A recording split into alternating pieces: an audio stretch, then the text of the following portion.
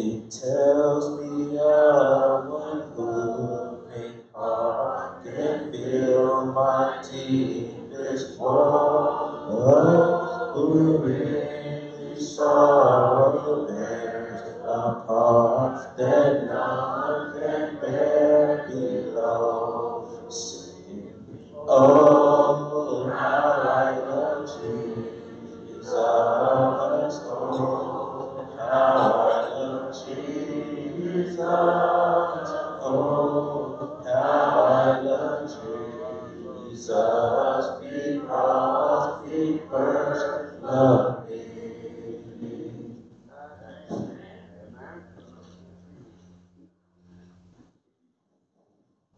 Last song before prayer. There is beyond the azure blue a God concealed from human sight. He decked his skies with heavenly view and framed the world with his great mind. There is a God, He is alive. In Him we live and we survive. From the start God created man. He is our God, the great I am. There was a long time ago a God whose voice the prophets heard. He is the God that we should know, who speaks from His inspired word. There is a God, He is alive. In Him we live and we survive.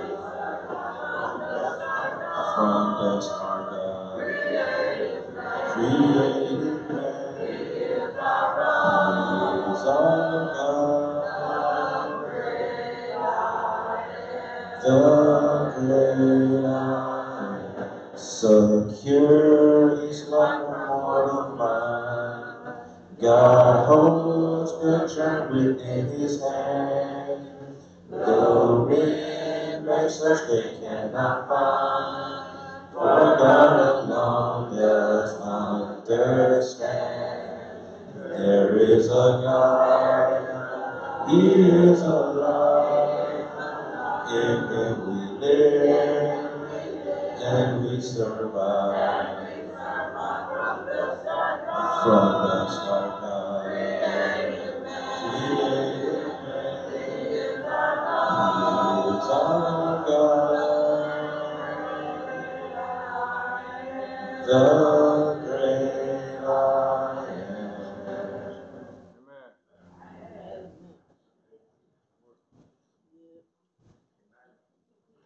Good morning. Good morning. The scripture this morning will be taking place from 1 Corinthians chapter 13, verses 11 through 12. I repeat, 1 Corinthians chapter 13, verses 11 through 12. And it reads, when I was a child, I spoke like a child. I thought like a child. I reasoned like a child. When I became a man, I gave up childish ways. Verse 12 reads, for now we see in a mirror dimly, but then face to face. Now I know in part, then I shall know fully, even as I have been fully known. Yes, sir. Let's please stand for a word of prayer by Brother Terry. Yes, sir.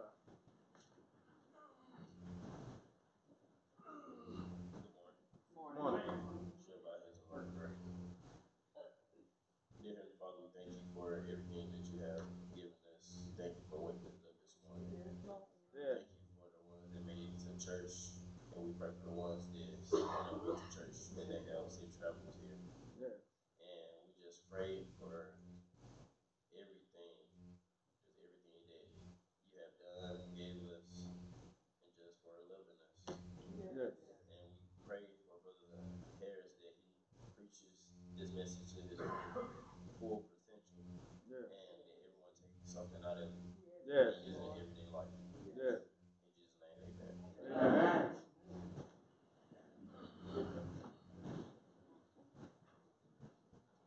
Good morning. Good morning. I'm Jerry Ridgel, aka JJ. Our first song will be soon and very soon. Soon and very soon, we are going to see the King. Soon and very soon, we are going to see the King.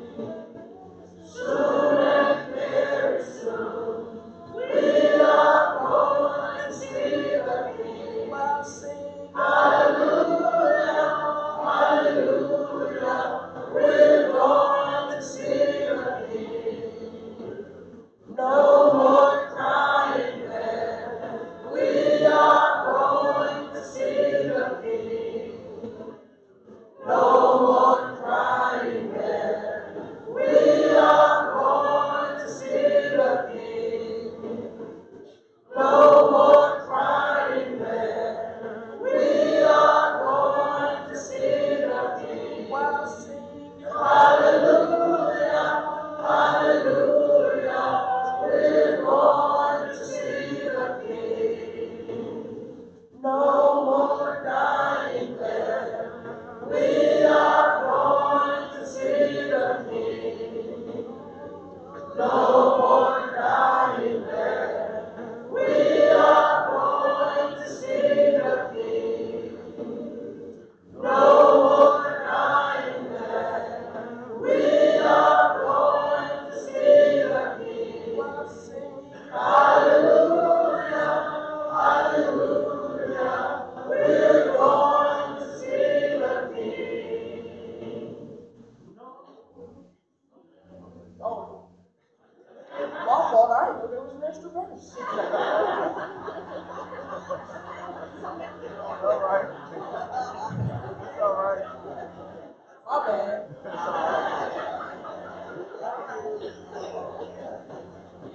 Okay. The next song before Brother Harris comes up will be 30. Oh, no. Page 2. We're marching to Zion. All right.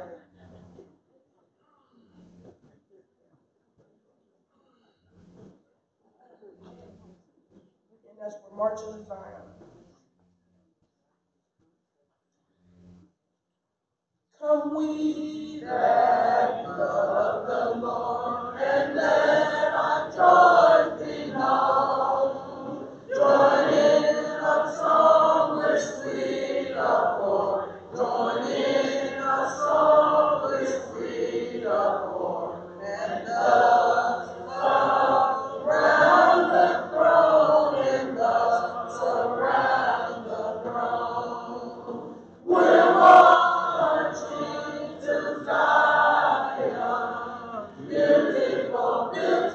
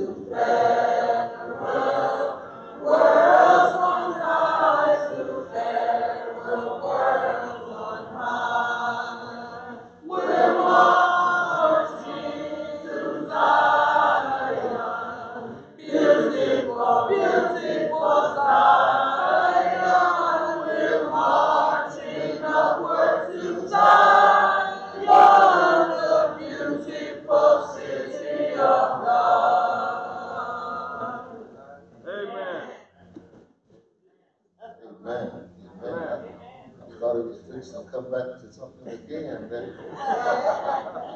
Great job. Great job. Now, if they had let me try that when I was a young man, I might have been able to lead the song by now. But they'll put me over in the corner, so I'm stuck. I'd like for all of the Bible Bowl team to stand. All right. Amen.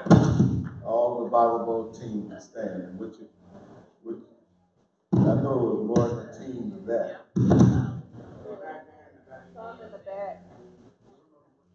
Okay? Would the Bible Bowl team come to the front and take a seat? All right. Yes, And sir. with all the other young folk, come on up front.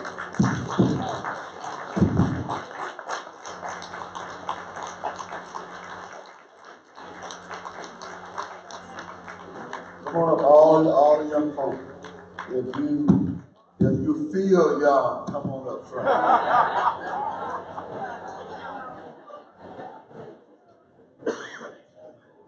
If you wish you were still young,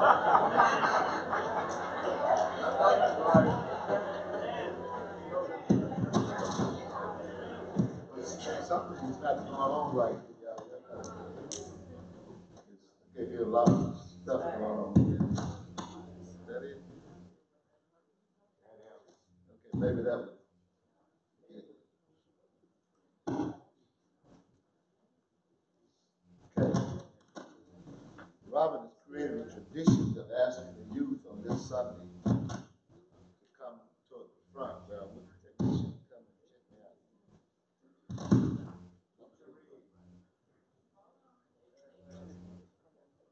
Because it doesn't take much for our attention to be turned in other directions. I need all the help I can get this morning. Thank you. Book of Paul was an extraordinary teacher, a profound preacher of the gospel of Christ.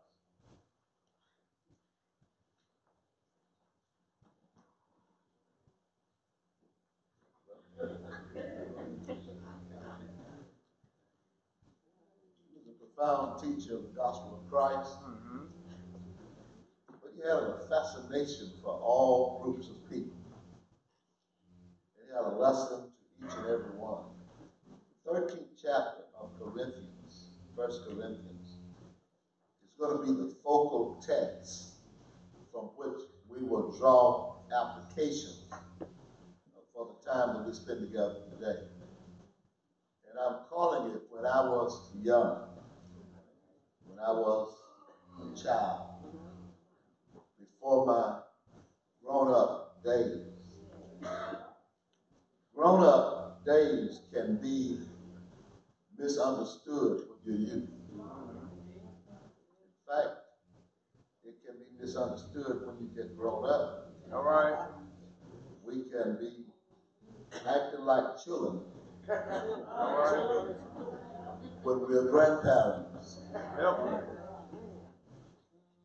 But there is supposed to be a difference between being a child and being an adult. Paul's text is really addressing the church at Corinth in response to her infancy versus her projected maturity. Paul's message is designed to show that we don't start out where we end up. But we're supposed to learn some stuff along the way. And that what we need when we are children, we should not need when we become adults. All right.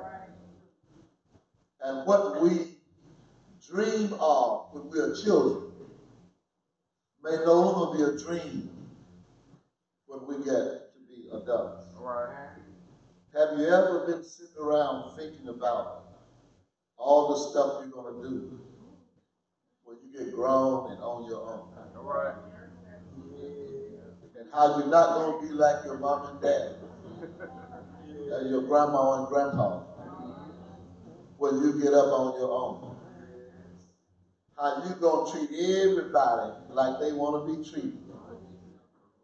And how you never going to use anger on anybody.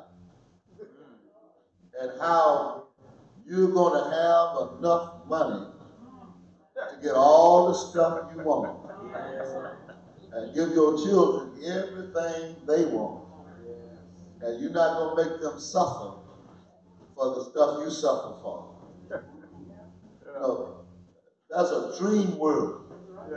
See, the Corinthians face two kinds of struggles.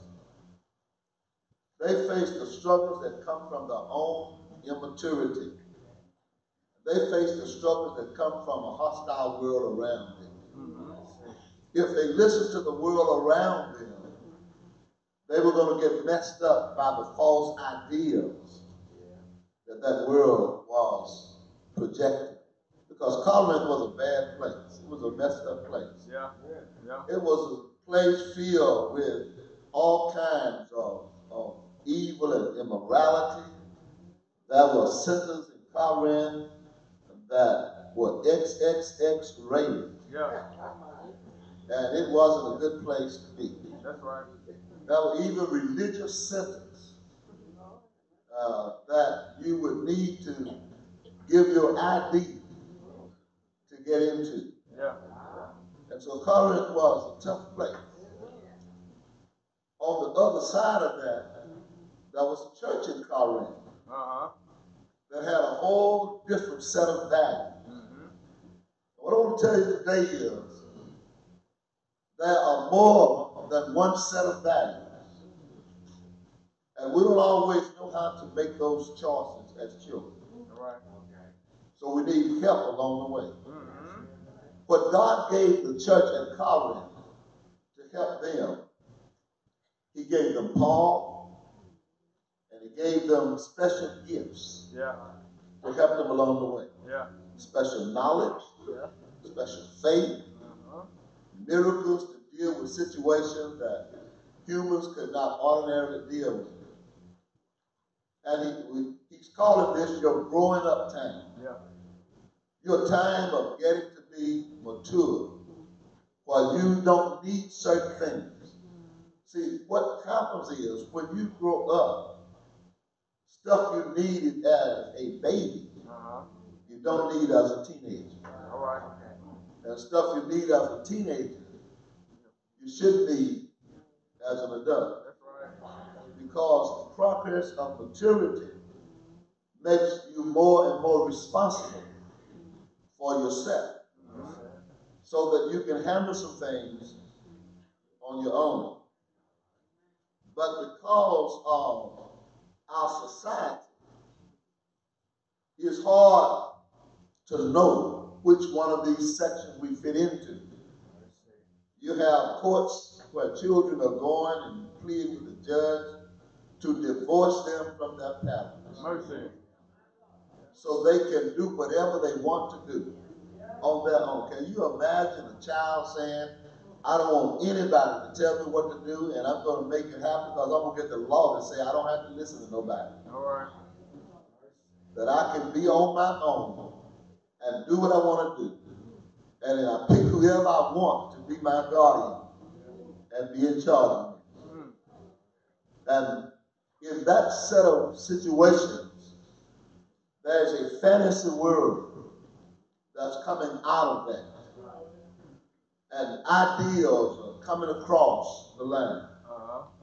When I was a child, something else was happening. It was just at the time when laws were being created to limit the parental authority and what parents could do in punishment to the children. And if a child was seen as being whipped too much by other folk, they would stop the parent from whipping the child. We would stop it. And the child then could look back on that and start saying things like, I'm going to call the police. to put the parents under control. So the child could go on doing what he wanted to do.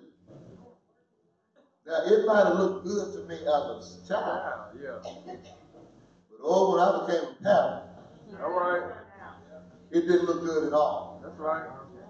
Because how do you tell your child to get up and go make his bed, brush his teeth, wash his face, and then get ready for school and be ready by time to leave? And expect that child to do what you say when somebody is telling that child ain't nothing you can do about it. Mercy. Thus, you become locked into a system, and children begin to expect that things are going to be that way all the time. But it's not. If you get through life, you're going to have some strife. Some things are going to happen that's going to change things. We take things for granted. How many people in this audience still eat breakfast in the morning? Eat breakfast in the morning. Okay? How many cook your own breakfast in the morning? 1, 2, 3, 4. I've got 6 young people who cook their own breakfast in the morning. That was unheard of in the past, wasn't it? Yeah. Now, do you fry eggs and bacon and grits and, or do you put something in the microwave? Or do you see what I'm saying? Yeah. Because if we can create an environment where children don't need us, then we have more time to ourselves. The problem is children left to themselves will bring mother and father to shame. That's right. That's right. Even though we put everything in place, there still has to be some kind of responsibility and accountability for what goes on in the life of children. Yeah. I heard a preacher, we got to get somewhere.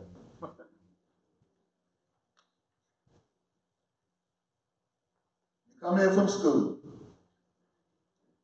you get your homework, you do your chores, you watch whatever amount of games, TV, or whatever your particular interest is, and then it's time to go to bed. But mother was up long before you got up. She got everything ready for you as you went to school. You got up, got ready, went to school. When you got back, everything was ready and waiting. Dinner was cooked. When you went to bed, she was still up, washing and getting clean and finishing up the day. And you have no idea what time she really laid down to go to sleep. Is it a miracle that she could stay up almost all night, work almost all day, do all those chores, and still have the energy that she has in your life? Is it a miracle that you have all the stuff you need and have no idea where it came from? All right. Your child said to his daddy, "Give me $1." The daddy says, "I don't have $1." The child said, "Write a check." Wow.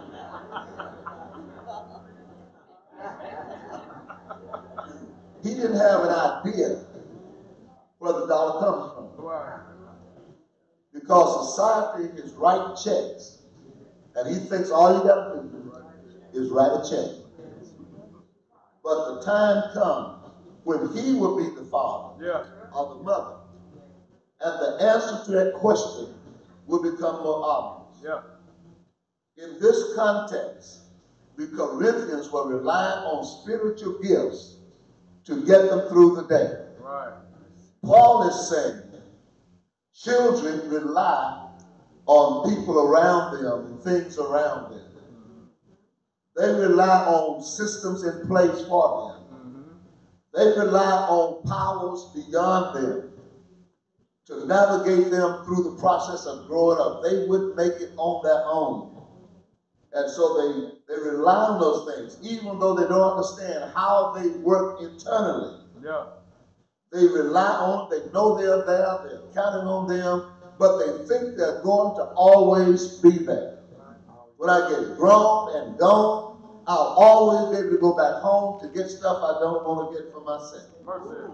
When life caves in on me, I'll always have a family that will let me come back and get fixed up again, and then I run off in my own way. Paul says, in the spiritual world, Yeah. miracles are here today, but they won't be here forever. That's right. Stuff you're counting on now will be gone after a while. Yes, sir. And you will have to stand on your feet and trust God to get you through the next day. All right. And that's where we are. Mm-hmm.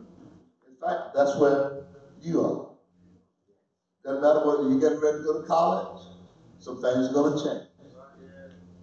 You're getting ready to get into high school, some things are going to change. Yes, sir. You graduate from kindergarten, some things are going to change. That's right. Every stage of life, things change, and stuff that was there before is going to be gone. Mm-hmm. Something that will never be gone is God Himself. Faith, hope, and love will always be there. That will be the wrappings of our future, just as they're the wrappings of our present. Yeah. Mother's love will be there. Father's love will be there. God's love will be there. And faith in God is always the thing that gets us through the issues of life. Not miracles, not signs, All right. not wonders, but faith, hope, and love, and the God that we serve is going to get us through all of the issues of life that we're going to face in the time to come. What's going to get me through college? Faith, hope, and love. Of course, and some hard work Yes, in sir. studying your lesson Yes, sir. and getting A's and B's in school. Uh-huh. When I was a child, I dreamed of going to college, but I had no idea what college life was going to be like. Number one, I thought that when I get ready to go to college, I'm just going to go. I didn't know you had to have money to go. I didn't know you had to pass the ACT with a certain score to go. Right, right. I just knew that you're supposed to go to college. The second thing I thought was that mother was going to be there because she was always there. All right. She's going to get me through college. And I thought I'll come out of college and I'll do something really great, and the world is going to know about it. First place, mother wasn't there. Right. Beginning of my senior year, my mother fell dead in my arms. So the expectation that she was going to be there is now gone. Now the question is, what are you going to do? You're still going to go to college? I'm still going. But the next question was, how am I going to go? How am I going to get in there? What am I going to do? That's where faith, hope, and love comes in. Yes, sir. Because if I continue to trust God and walk with Him and do His will, doors can open that I don't even know are there. Right. Opportunities can come that I don't even know about. So when I began to apply for college, I didn't have a big network. I had an employer because I was working all the way through high school. I had an employer who invited me to come to his place. He wrote a recommendation for me to get into college. And a counselor sent off for a scholarship application to a Christian college because they knew who I was and what I was trying to do.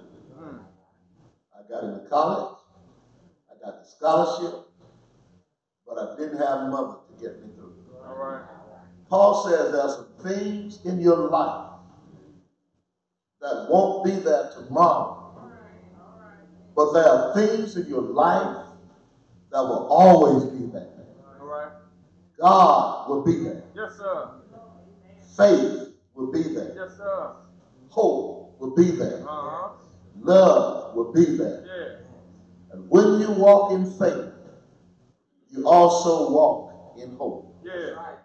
Your dreams don't have to die because things change in your life. Uh-huh. You can still dream what some might call the impossible dream. He opens this text by saying, if I could speak all the languages of the human language, Uh-huh. and if I could even speak the language of angels, but if I didn't love somebody, if I did not have love in my heart, That's right. I would be nothing more than a noise, gong, or jangling cymbal. In other words, I'd just be a sound banging on something that's saying nothing. Yeah. The message is that ability with a proper attitude of respect and affection for others is meaningless and does no one any good, especially the one who is making a lot of noise and talking about nothing. It's more important that we are not just making noise, but we're actually trying to achieve something. That's right. We talk about haters, people that challenge you, We talk noise about our football teams, our basketball teams, our performance in school. I'm on the honor roll, and I'm this and I'm that. But the real issue is where your heart is. All right. Now, this is unpopular because folk think that everybody has to be an A+ student in order to do anything worthwhile. Wow. And I believe in A+ students and think we ought to strive to be that. Uh-huh. But even A+ students need something in addition to A's. That's right. And that's the point I'm making. And that's the point Paul is making. Yeah. Paul's point is you need something that you don't have in yourself, but you can achieve in your life. Yeah. You need love of God in your heart. Yeah. You need the commitment to friends and fellows that is loyalty that will not be abandoned. All right. You need to have people in your life that you care about. I read a story. A young boy and a young girl met in kindergarten at 2 years old, and they became friends. It was a black girl and a white boy. They became friends. They went everywhere together. They got into latter years of kindergarten. At age 4, they were still best friends. They hung out together. The parents supported them. And then they started the school. Just before they started school, still in kindergarten, the young boy and the young girl said to each other, "We're going to be mates for life. I'm going to marry you." That's right. In kindergarten. They started the school, but they ended up, because of where they lived, going to different schools. Right. And so they lost track of each other for about 10 years. And finally one day, two girls were talking, and one of them had the name and phone number of the guy the other girl had grown up with. And when they discovered that she knew the guy she had known before, they weren't dating, but she knew it. This girl gave the guy her number. He called her when he was in high school. and they started back seeing each other. But then they went to college. 1,600 miles apart. They went to college. For years, they received their degrees. And at the end of that college time, they ended up getting back together again. And they renewed the promise they had made to each other. I'm going to marry you. And so they dated and set a date. And in setting this date, the guy who went and bought a ring took her back to the kindergarten where they met to propose to her and gave her the ring. The thing is, someone in your life that you're loyal to could be the someone you will need before your life is over. It may not be marriage, but it could be a friend that could be a friend for life. Loyalty goes further than we can see. And it achieves more than we know, but costs less than we expect. Buying friends is difficult because it often takes more than we can even have. Paul's message encourages us to have an affection for others that goes beyond the surface. He says, now what about the prophesying? And understand all the secrets and all the knowledge. And if I had faith that moved mountains and didn't have love, I would be nothing. What's the message? To be in a position to know the secrets that no one else knows. Secrets about other people, and even if you seem to be getting everything you wanted or asked for, if you don't care about somebody, if you're not concerned about anybody, if you're not helping somebody, if you're not trying to be somebody, then it doesn't accomplish anything. Right. He's saying this to make a point. Love, faith, and hope are the most powerful things in life because they're the most permanent things in life. And if you gave away everything you own and didn't care anything about anybody, you would end up with nothing. But then he begins to define love. Here's where I want you to join forces with me. He says love is kind, not jealous, not boastful, not proud, not rude, not selfish, and not revengeful. Now, the biggest problem many of us face is what we do when people don't like us. They don't like my dress, I ain't got a friend no more. They don't like my hairstyle, forget about them. They don't like my swag, that's too bad. They don't like my swag, did you?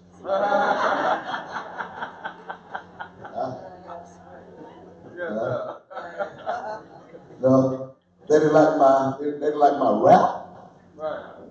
No, they're tap. So the haters forget you. But Paul's message is a different message. His message is love your haters. Don't hate the haters. Love them. Because they have in them a reminder to you what God can really do. Brother King introduced this concept in his lesson when he talked about Joseph. Joseph had a lot of haters in his life. But the other side of that is what Paul is getting at. Joseph also had a lot of love in his life. And Paul's message is, don't become vengeful because people hate you, but love them despite how they have treated you. Because love overcomes hate. Love overcomes hate. You know how I know? I know love overcomes hate because I saw it. All right. I saw it. When Jesus was born, they turned the world upside down to kill him. Yeah. They hated him before they ever knew him. That's right. Everything they did was to try to destroy him. But Jesus loved them still. And the Bible says he loved them to the end. And watch what he does. And to destroy this hatred, he went to Calvary, the cross. Yes, sir. On the cross, of all things he could have said, and probably all, think of what we could have said, what we would have said. There you are, hanging on the cross. Your haters put you there. They was at your foot all the time, nipping at your heels. And now they have you on the cross. You're going to die. Yeah. What about your haters? You could say, get them all. Get every one of them. So you could be like David was. When David reached his old age, and it was about time for him to die, he called his son Solomon in. And he had a conference with Solomon. He tells him, first of all, I want you to be a man. Yeah. But then he tells him something else. He lists the people who had hurt him and who had tried to destroy him. And he told Solomon, I do not want the gray hairs to come upon their heads. Yeah. He says, take all of my enemies out. And he named the ones that he had never forgotten.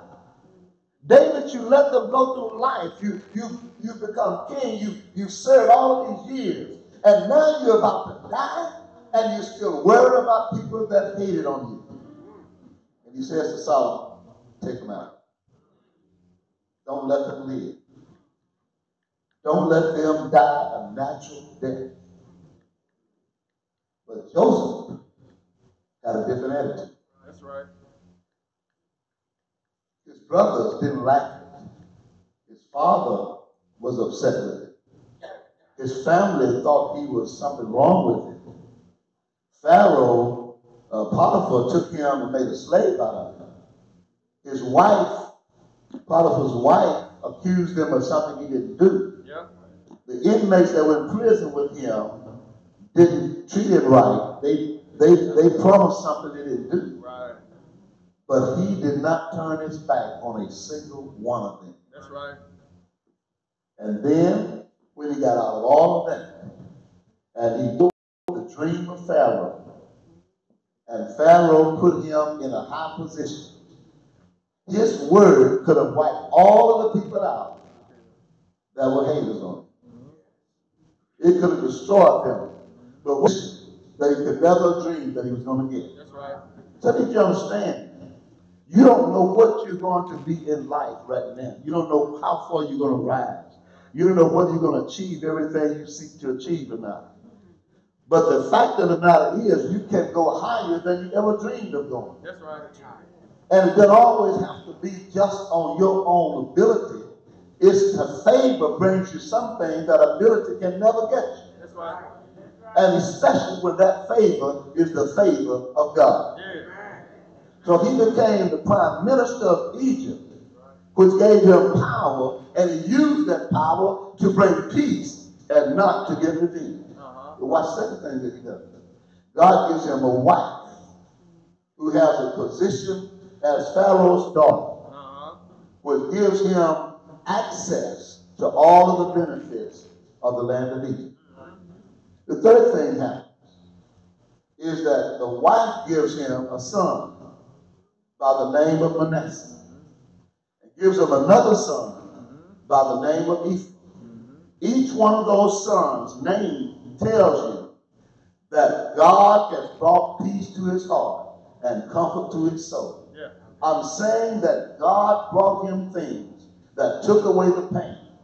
He didn't get rid of the pain by using the sword. He got rid of the pain by submitting to God and accepting the blessings that God gives. Yes, sir. Somebody said, what do you do with a hater? If you hate on a hater, then you'll be like me. That's right. So what do you do to them? Well, one thing you do to them is you think about the benefits of haters. What do you mean the benefits of haters? Do you know why a certain person in this country is the most talked about person in the world? All right. Do you know why? And do you not think that he knows that? Uh-huh. And that in some cases engineers it? Yeah. Yeah. For one reason. Because when people hate on you, you're the most talked about person in town. Everybody knows you because the haters make you known. That's right. You're the conversation piece that everybody's talking about. Even people that don't have a reason to hate you get in the conversation. Yeah. And so when they're looking for somebody, well, who do we know?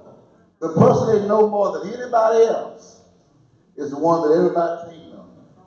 And so you said, thank you, hater, now people know me. Yeah. So when they get to know me, they really know me, Yeah. then I'll just be that further ahead. The second thing about haters, you have to understand, is that haters keep you honest. Yeah. They keep you honest. See, when people hate on you, they're looking for stuff. So you have to dot your I's and cross your T's. Yeah. You have to walk the walk you talk about. Yeah. You have to live the life you preach about. You have to be the person you claim to be.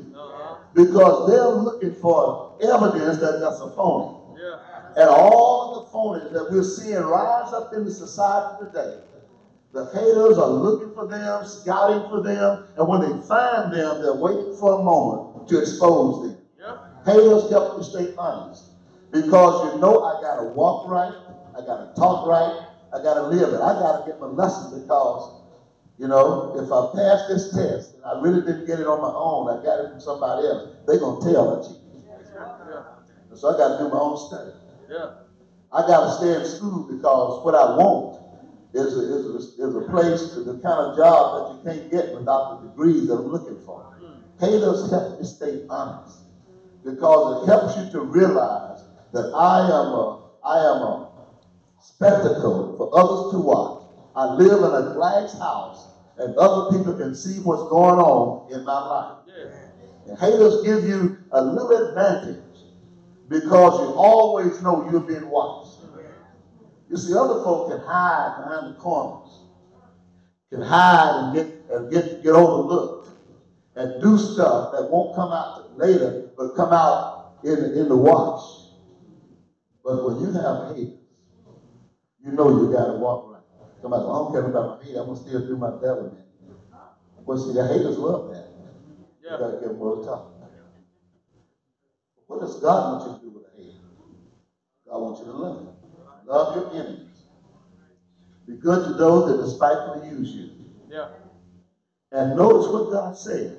And this is the thing that blows my mind. If you want to hurt somebody that's trying to hurt you, just do what God said. You'll be amazed what it's going to do to it. Yeah. You want somebody to really get it, that want to do something to you, the Bible says, by so doing, Yeah. Yeah. you will heap coals of fire on his head. Yeah. By loving your enemy, by being good to your enemy, by being kind to your enemy, by giving your enemy the stuff that they need and demonstrating love of God. Remember, love abides. Never does it say hatred abides, but love abides. He says by doing that, you'll be coals of fire. Well, what you gonna do to get it back? Nothing. I'm just gonna love him. See, the heart of man is a weird thing. And one of the things about it is, it works on him when he doesn't know it is. That's right. You mistreat somebody, and you know you mistreat somebody, you think you can do it and it don't bother you, right? Uh-huh. But then when you see stuff going on, you think about it. It stays in your head. You know, I mistreated them. Yeah. When something happens and they treat you nice, you think about how you treated them. and it bothers you. Your mind is messing up, and theirs is clear. Paul says to the Corinthians that they were to love, they were to be patient, and they were to not be lifted up in pride. Let me wrap this up with this. The patience of love as we grow up in life, because he's talking to people who want something today that they don't already have. Love is patient and kind. It waits for stuff. One of the biggest problems we have is being impatient and trying to get where we want to go too quickly. Yeah.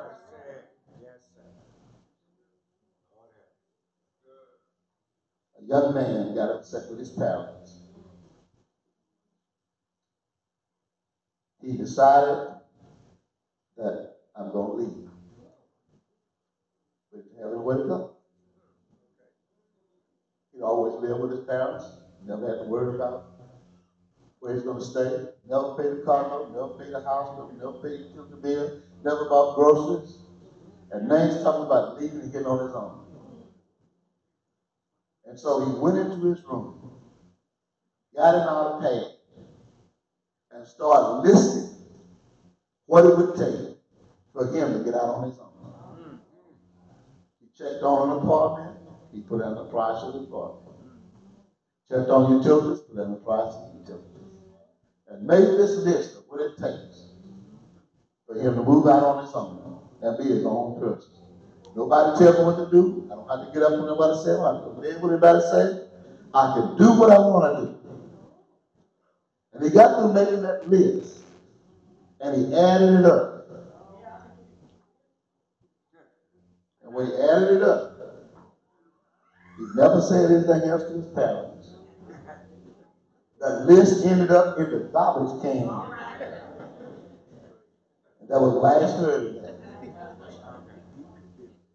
And when he should have been ready to leave, he was still in the house. Because it costs something to be your own person. That's right. How much do you pay for the utilities? How much do you pay for the car you ride in? How much do you pay for the house you live in? How much you pay for the groceries you eat? How much you pay for the clothes you wear? How much you pay for the new things you enjoy doing, your leisure activities and recreation? Put all of that on a list. And then ask yourself, at the stage I'm in right now, am I ready to be on my own? Or can I wait and do more growing up and be ready on another day? All right. I can tell you what it's like to try to be on your own as a child.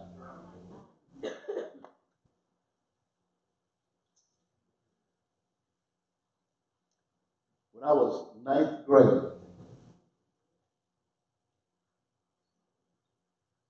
I went to the cotton field to make money to pay utilities, to pay rent, and to help with the groceries. My mother was a hard worker, and we lived out in the country,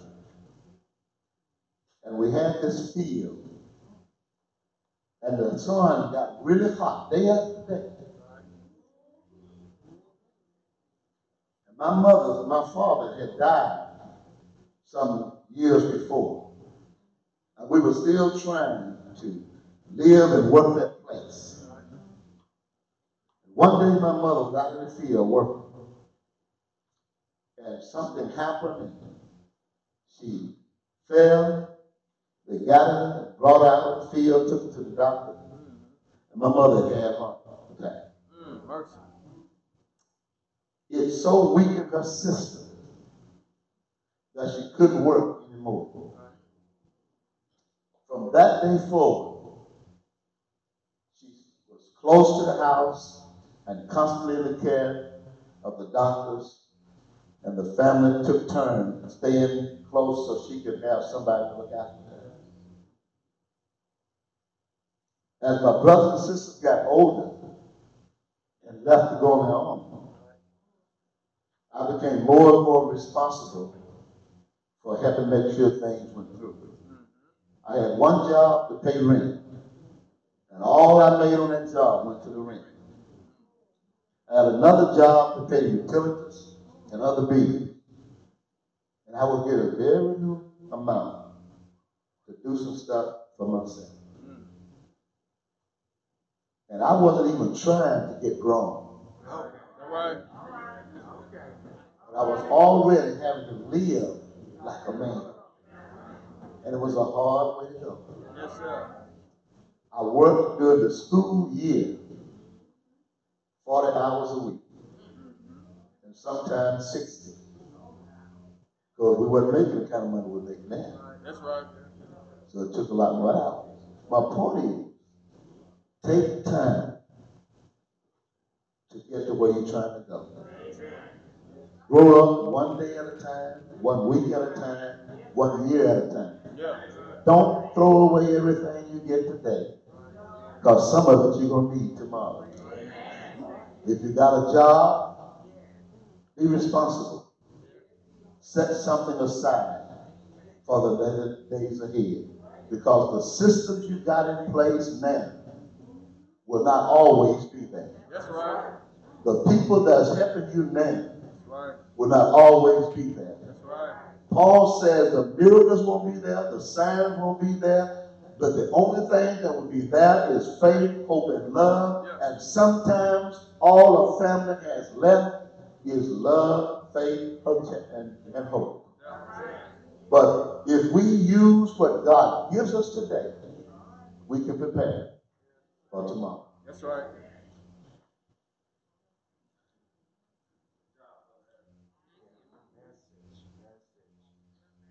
Don't rush,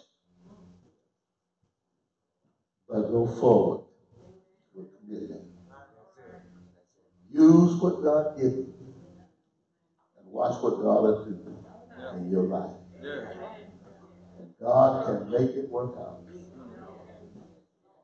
And He can bring you to a place in life where you can look back and say, thank you, Lord. Yeah. Thank you, Lord, for the days that you've given me. Yeah.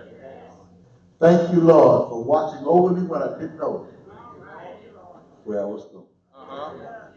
Thank you, Lord, for keeping me until I became aware enough to know what was happening. And thank you, Lord, for giving me the training you gave me before my people around me were gone. So I could build on that and go along. Maybe you're here today. And maybe you're not in here. Maybe you are mama, grandmama's, grandpa, whatever the case might be. And you're still trying to live like everything is going to always be the same. And it's not. Your children are going to grow up. Your grandchildren are going to grow up. And just because you think you're going to always be in charge, you won't. You're going to become the child. And they're going to be taking care of you, or you won't be taken care of. And life is going to usher you into a new stage. But the one thing you have to look forward to, when Jesus says, come to me, all that labor and have a laden, I'll give you rest. Take my yoke upon you and learn of me. I'll make you low in heart. You shall find rest to your souls. My yoke is easy, my burden is light. He gives us a hope for the future, regardless of what happens in the present. And we come to Him, and He said, I'll never leave you nor forsake you, but I'll be with you always, even to the end of the world. That's a message that's sweet to this grandpa. To know that if nobody else is with me when I make the rest of my journey, the Lord says, I'll be with you always, even to the end of the world. Why not say yes to Him today? You believe with all of your heart, repent of every sin, confess before men Christ is the Son of God. And then He buried with Him in the water of grave baptism for the remission of your sins. Rise from the grave into creature, live a faithful life unto death. After a while, and by go home to live with God in the city of the bliss. youngest fellow teachers. Yeah. When I say yes to Jesus right now, while we stand and while we sing. The Savior,